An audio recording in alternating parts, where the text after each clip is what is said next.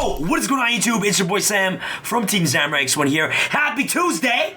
Hopefully you guys are having a wonderful Tuesday, and in today's video, a lot of you guys have been requesting me for a brand new Infernoble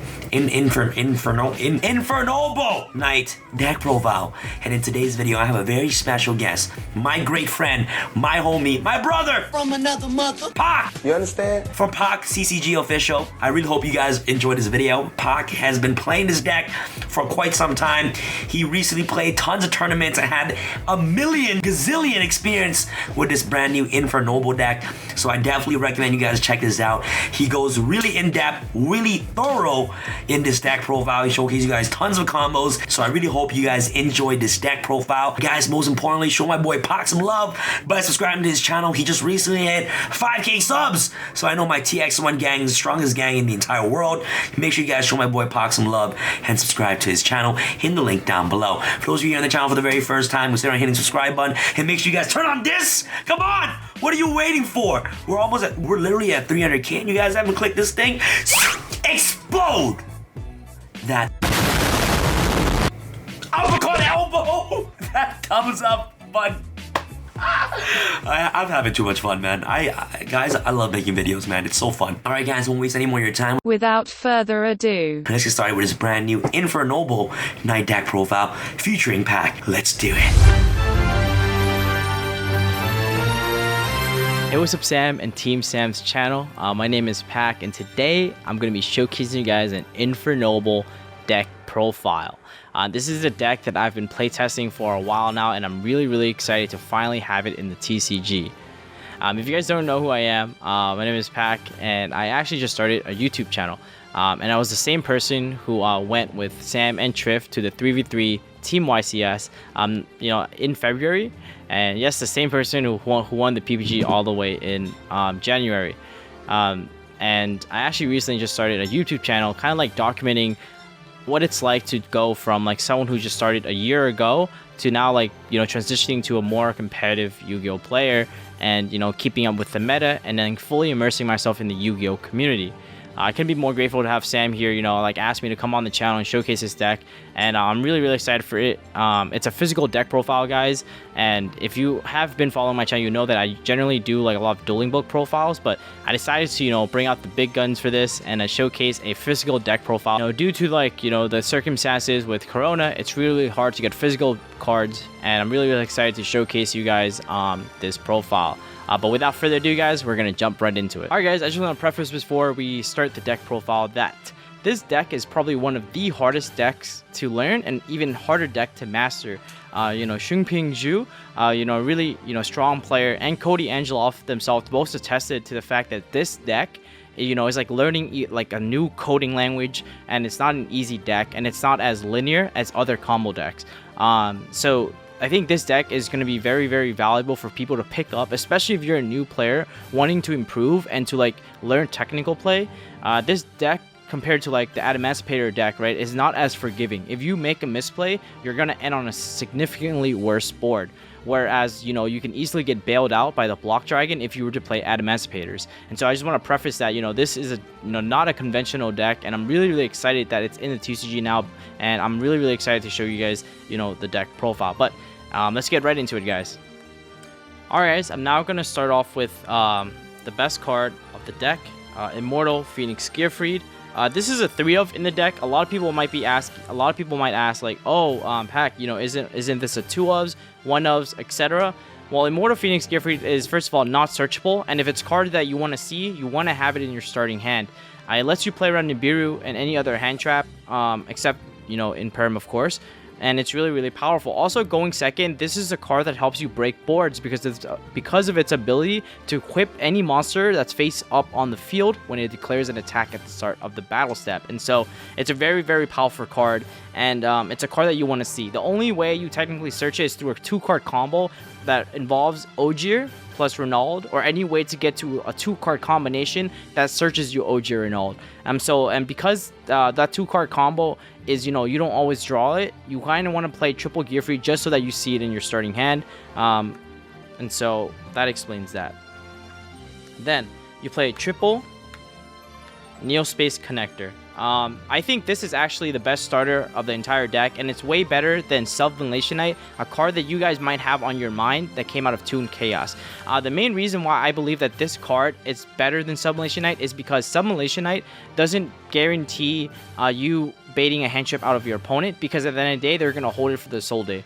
Whereas the Neospace Connector, your opponent has to hand trap this card, or else we get full knowledge of their hand. And once we see their entire hand, we can, perfectly, tailor our plays and sequence our plays perfectly in order to combat their hand. And so, like, there's so many situations in which Neospace Connector actually got me to Dolphin, and Dolphin ultimately got me to so much knowledge about their hand that even though I knew he had the Nibiru and I couldn't rip it out, I still played around Nibiru, let him Nibiru me, and then just play through it full combo.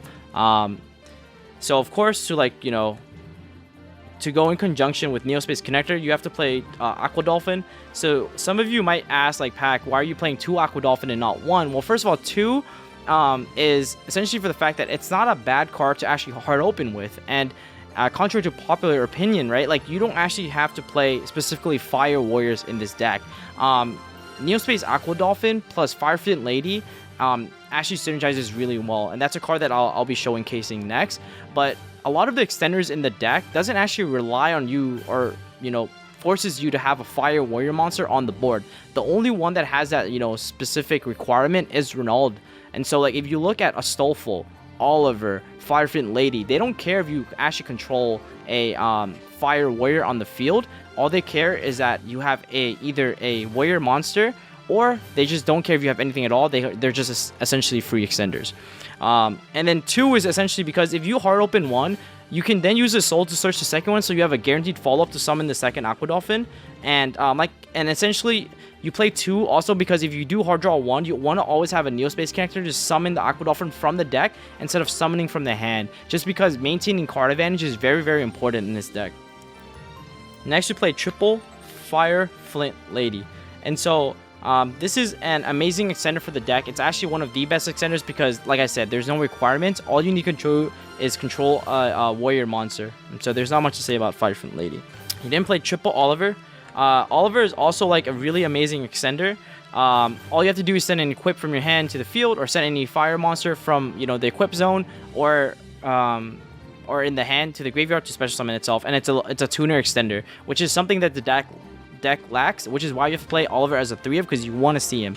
A lot of people play either 1 or 2, but I believe that you have to play 3 because it's a tuner extender, and this deck lacks tuner extenders, and so that's why Oliver is really, really strong.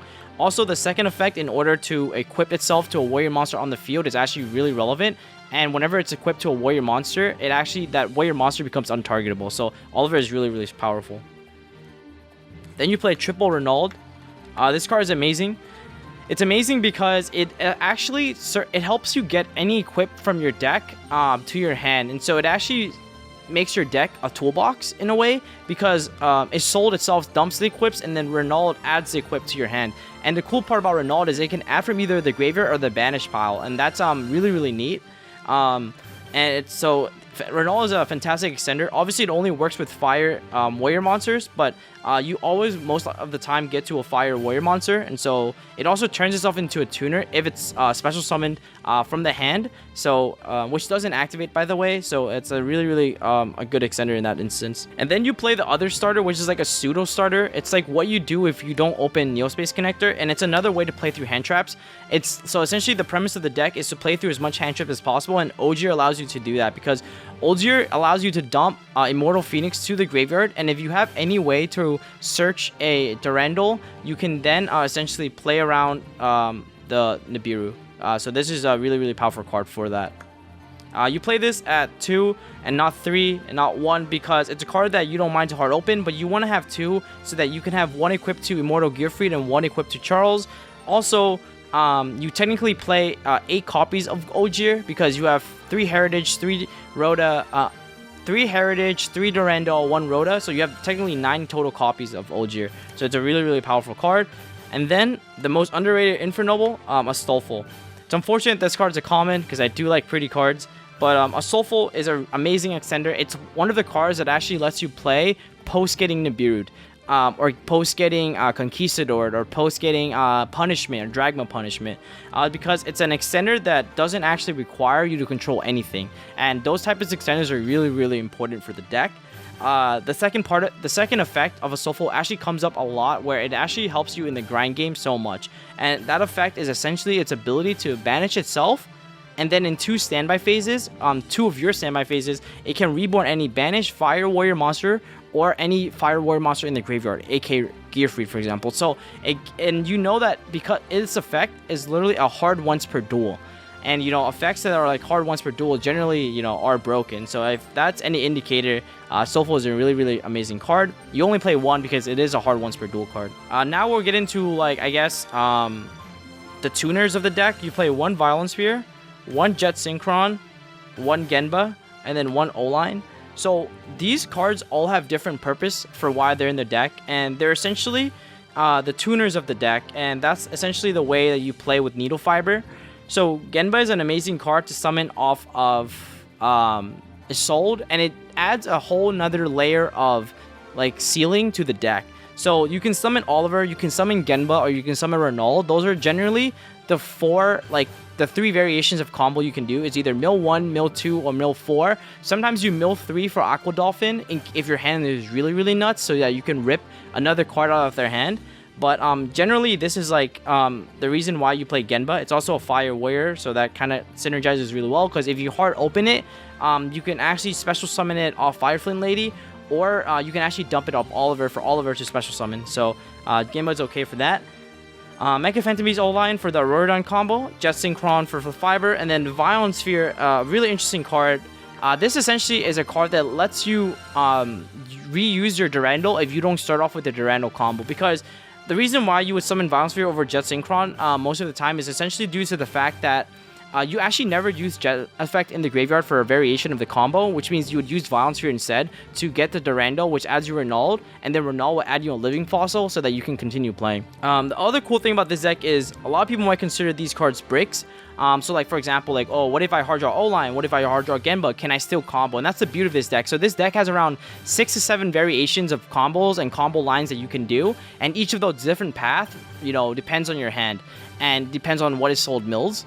And that's the really cool thing about this deck, is that like you can draw your quote-unquote bricks and still full combo. We might not have enough time to cover that in today's, you know, deck profile, because I'm probably gonna only be showing one card combo, you know, at the end of the video. But if you guys go and check out my channel, I'm gonna be posting combo tutorial videos, so definitely stay tuned for that. Like, for example, how to combo off with bricks. I think that's a really important topic, and I cover topics like that on my YouTube channel, so definitely go check that out. Sam will have all the information in the description box below. And then for our hand trap, we played Triple, Cypher, Gear, Gamma, and of course, like the one driver. Gamma is really important because it actually gives you access to a one-of in the deck, which is E-Telly, and E-Telly lets you play through Impermanence on the Sold. Gamma is also amazing because it counteracts Zexal. It also, like in the mirror, Gamma on the Sold is really strong, and Gamma is just a very versatile hand trap this format because it actually not only negates but it destroys the card itself. So I really like Gamma for that instance.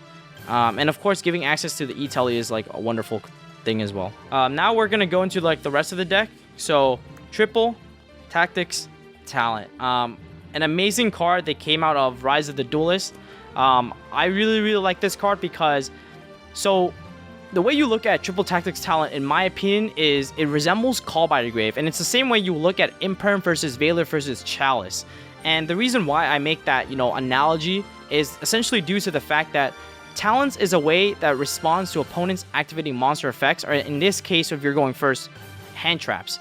And Call by does the same thing. They interact with hand traps, whereas Call by the Grave essentially says, you know, I want my stuff to go through. But the beautiful thing about the Infernoble deck is your stuff is always going through. So what are we going to do? We're going to rip an extra card out their hand on top of that if they hand trap us. Because we're already playing through hand traps already. Like, this deck continuously just pushes through so much hand traps. And if you guys watch my LCS performance this past weekend, you would see that I literally got Nibiru'd and played through it. I got Gammaed. I went, you know, Triple Tactics Talent, took his Gamma, have one extra extender, make Hulky Fibrax, and that's full combo. So that's like the beauty of this card, and that's why I think this card is amazing. It definitely has pros and cons, but I've been really liking this card a lot. And of course, going second, its ability to change of heart your opponents is really, really strong. I remember in the mirror, I imper my opponent's Assault. He didn't have an extra extender, which generally you can play through the imper, but he didn't have the extra extender. And so when he passed turn, I baited out his Gearfried Negate, triple tactic talent, took his Assault, and comboed off with his own Assault. Which was like the nuts, right? Without even normal summoning or committing to anything at all. So that's why this card is amazing. Then we're playing some, the consistency cards of the deck, the Rota itself. And then we have 3 cards that resemble Rota, which is Heritage of the Chalice.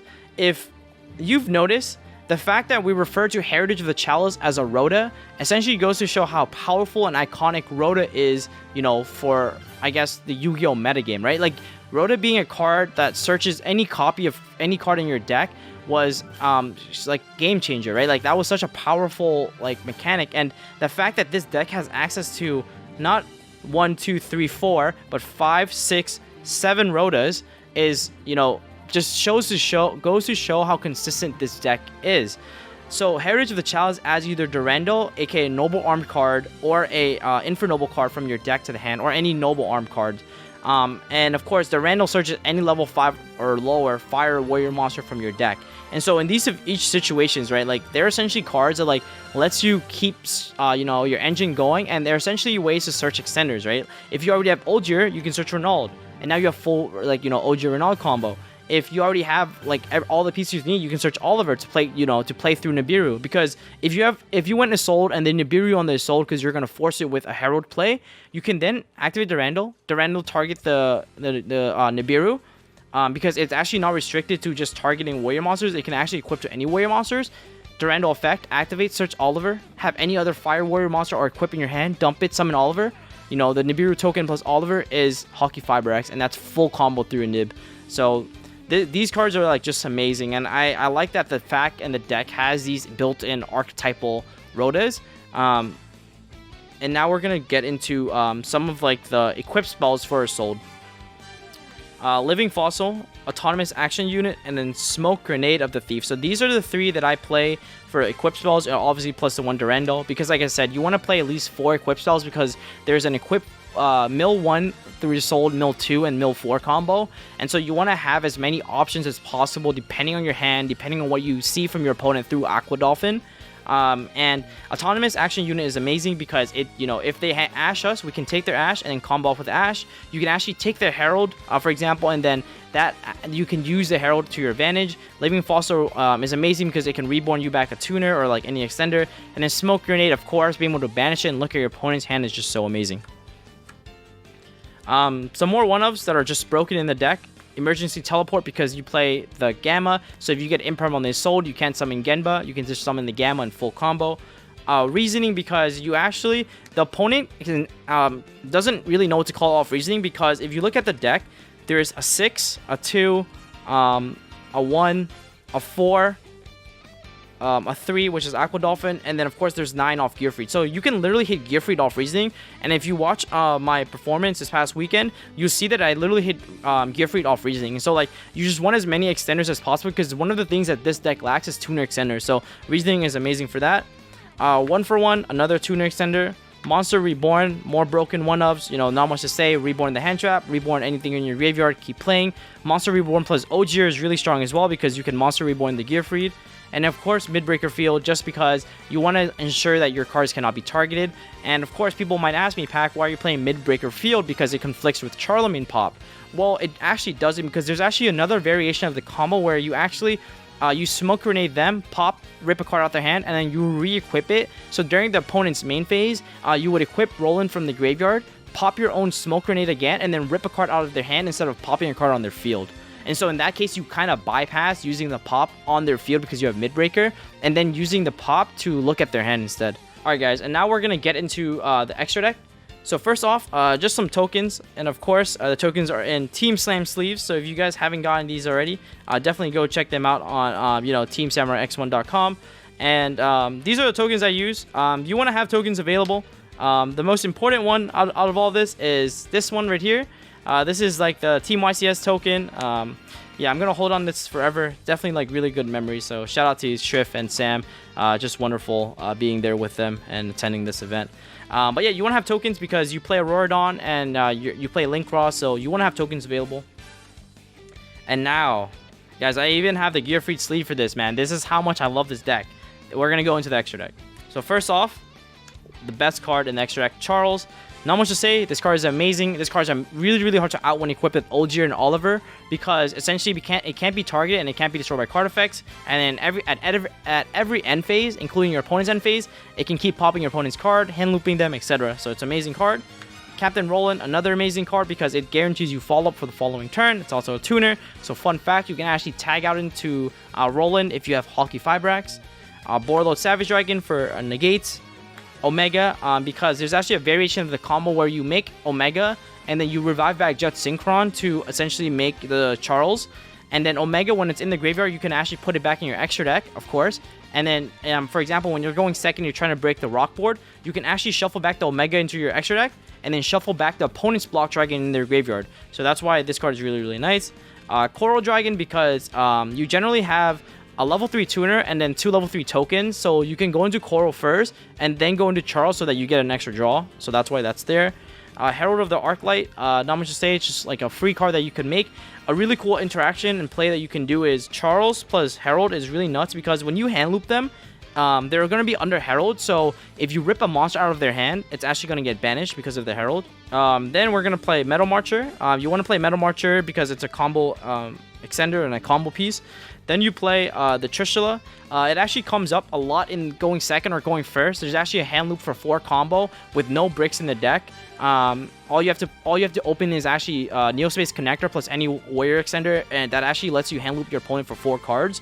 I'm not going to show that combo on this channel just because it's like super complex and it will like take a lot of time to explain. So I'm just going to do a very simple one.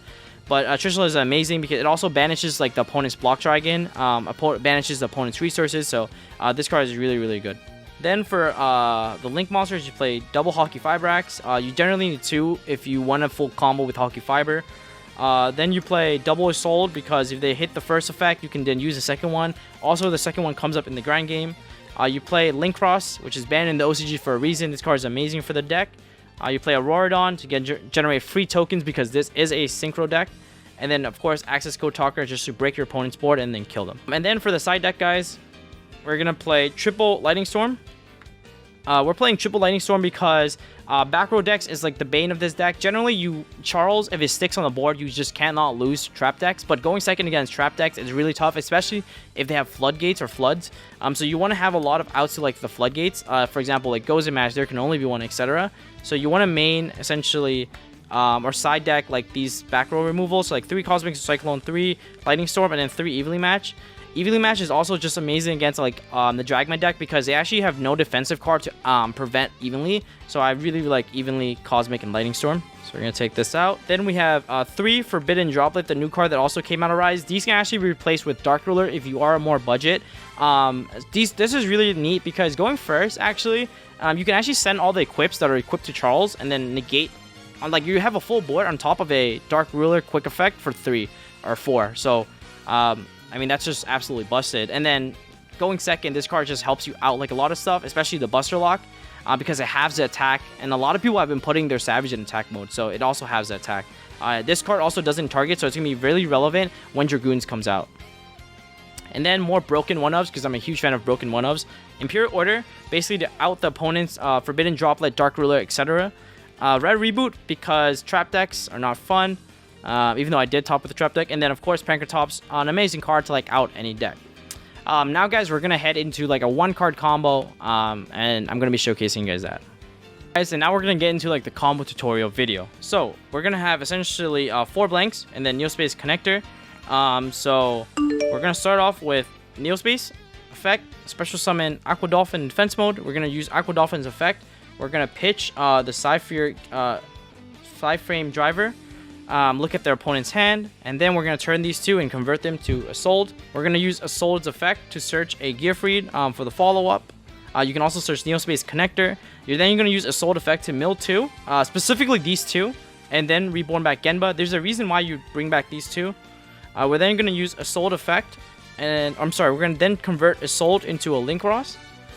That's gonna generate 2 tokens for us. So these are level 1 tokens. We're then gonna use essentially Genba plus a level 1 token, and we're gonna turn that into a Metal Marcher.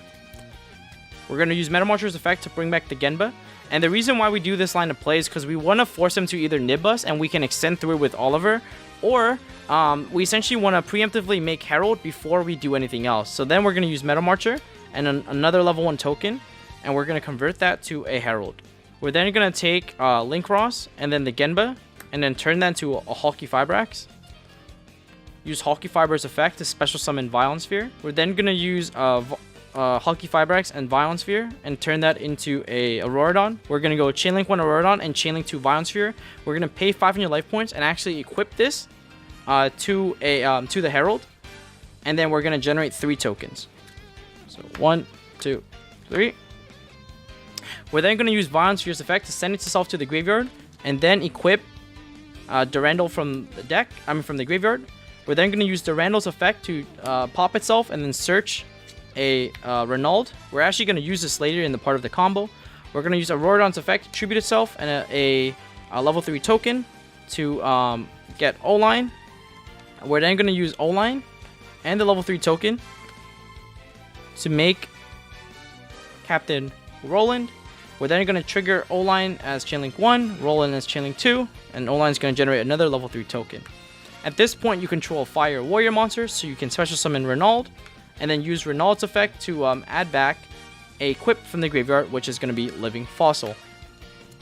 Alright guys, and now we're going to use Captain Roland, and then the level 3 token, and then turn that into a Omega.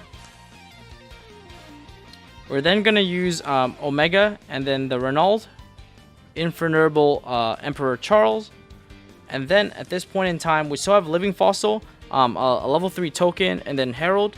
And so pretty much this is all we can do with 1 card, but technically and this is like generally like the safest line of play that I prefer to do. And so technically if we have any additional extender, we can actually reborn, we can actually make Savage as well on top of all of this. Alright guys, and now this is essentially like the board.